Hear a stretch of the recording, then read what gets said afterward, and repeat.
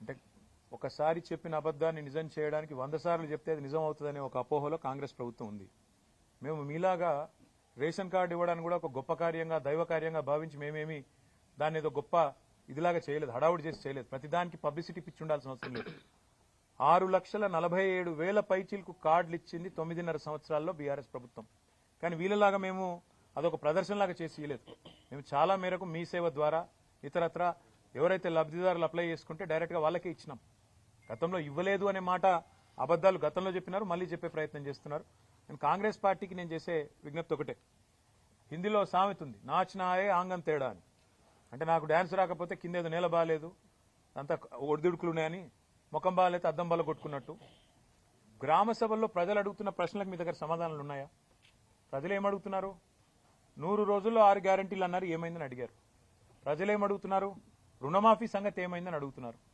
రైతు బంధు ₹1 ఇప్పటిదాకా వేయలేదు, మీ ప్రభుత్వం వచ్చినాక ఎందుకు వేయలేదు అని అడుగుతున్నారు. వాటికి సమాధానం చెప్పే సత్తా మీ కాడ లేకపోతే మేమేం చేస్తాం? ప్రజలు ఇంకొక మాట కూడా అడుగుతున్నారు.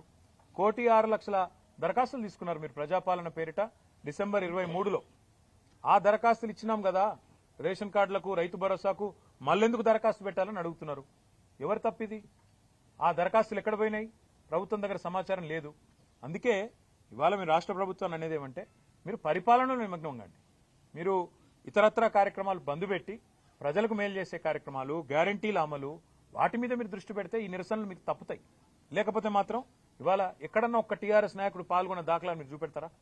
ఎక్కడికక్కడ ప్రజలు మరలబడుతున్నారు, టెంట్లు ఊలగొడుతున్నారు. రేపు ఇదే తీరుగా కొనసాగితే గవర్నమెంట్ ను కూడా ఏదో దశలో ప్రజలు వాళ్ళు ఖచ్చితంగా తిరస్కరిస్తారు. కాంగ్రెస్ కార్యకర్తలు